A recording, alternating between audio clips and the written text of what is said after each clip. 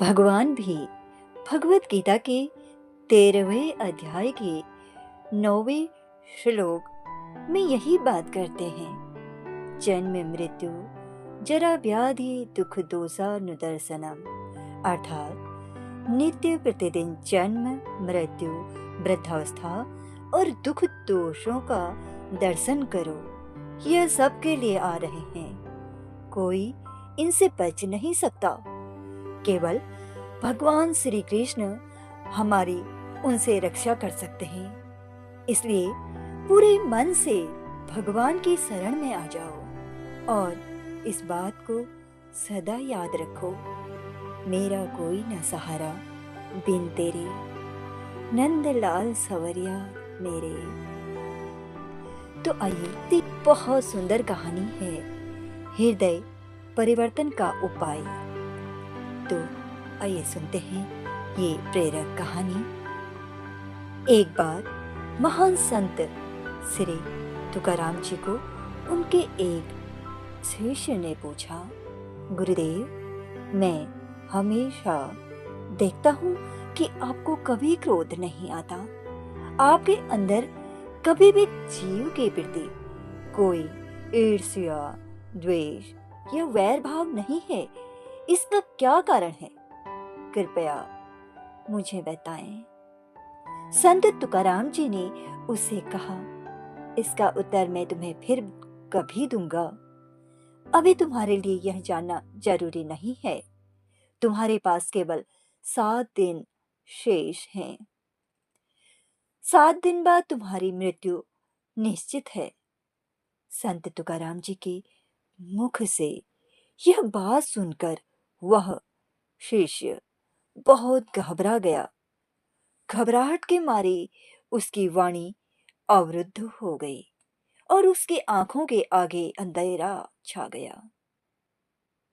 बड़ी कठिनाई से अपने आप को शांत करके वह सोचने लगा कि संतवाणी कभी मिथ्या नहीं होती। 7 दिन बाद तो मुझे मरना ही है, तो मुझे अभी से इसकी तैयारी शुरू कर देनी चाहिए। गुरुजी से आज्ञा लेकर वह चला गया। अब उसमें आमूल चूल परिवर्तन हो गया। वह बहुत विनम्र हो गया, मृदुभाषी हो गया और हर समय नाम जप करने लगा। जिनसे वह कभी लड़ता झगड़ता था, उन सब से क्षमा याचना करने लगा।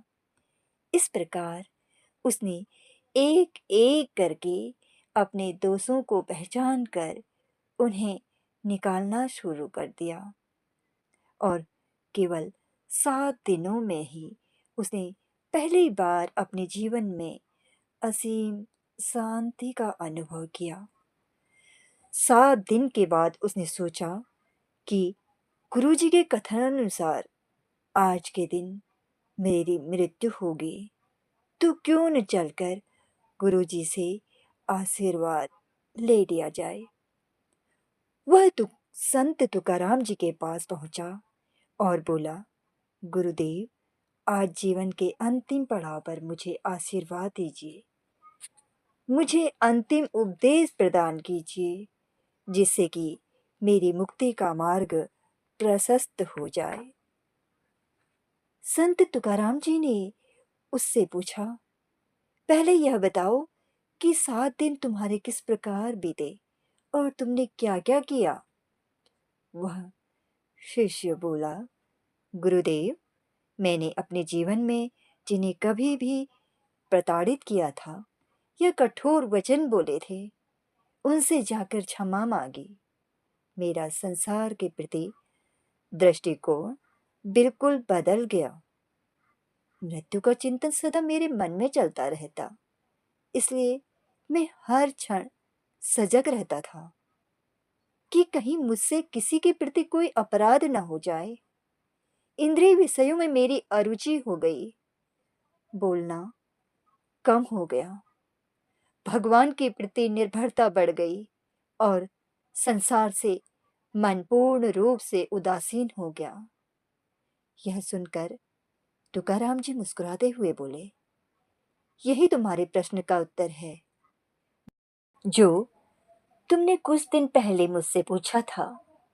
मृत्यु के दिन का पता होने के कारण केवल 7 दिनों में ही तुम्हारी ऐसी अवस्था हो गई, लेकिन वास्तव में हम में से कोई नहीं जानता कि हमारी मृत्यु कब होगी। इसीलिए हमें हर क्षण यह सोचना चाहिए कि हमारी मृत्यु किसी भी समय हो सकती है। मृत्यु की सत्यता ही संसार की क्षणभंगुरता की अनुभूति कराती है। क्रोध का तो प्रश्न ही नहीं उठता। मैं हर क्षण मृत्यु और भगवान को स्मरण रखता हूँ। तुम्हें इस बात की शिक्षा देने के लिए ही मैंने 7 दिनों में तुम्हारी मृत्यु होने की बात कही थी। इसीलिए अब जितना भी तुम्हारा जीवन शेष है, तुम इसी प्रकार भाव रखते हुए समय बिताओ।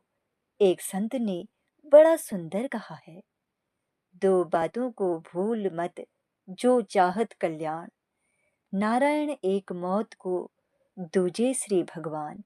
अर्थात यदि हम अपना कल्याण चाहते हैं तो हमें दो बातों को कभी नहीं भूलना चाहिए। पहला है मृत्यु। मृत्यु को याद रखने पहला है मृत्यु। मृत्यु को याद करने से हम पाप कर्म करने से बचेंगे, और दूसरे श्री भगवान, उन्हें याद रखने से हमें उनकी प्राप्ति होगी।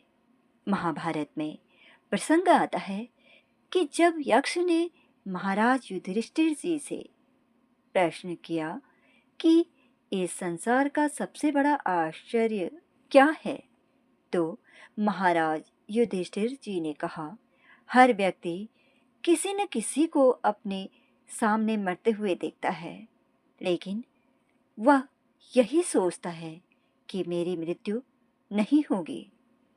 भगवान भी भगवद गीता के 13वें अध्याय के 9वें श्लोक में यही बात कहते हैं, जन्म मृत्यु जरा व्याधि दुख दोषानुदर्शनम। अर्थात नित्य प्रतिदिन जन्म मृत्यु वृद्धावस्था और दुख दोषों का दर्शन करो, यह सबके लिए आ रहे हैं। कोई इनसे बच नहीं सकता। केवल भगवान श्री कृष्ण हमारी उनसे रक्षा कर सकते हैं। इसलिए पूरे मन से भगवान की शरण में आ जा।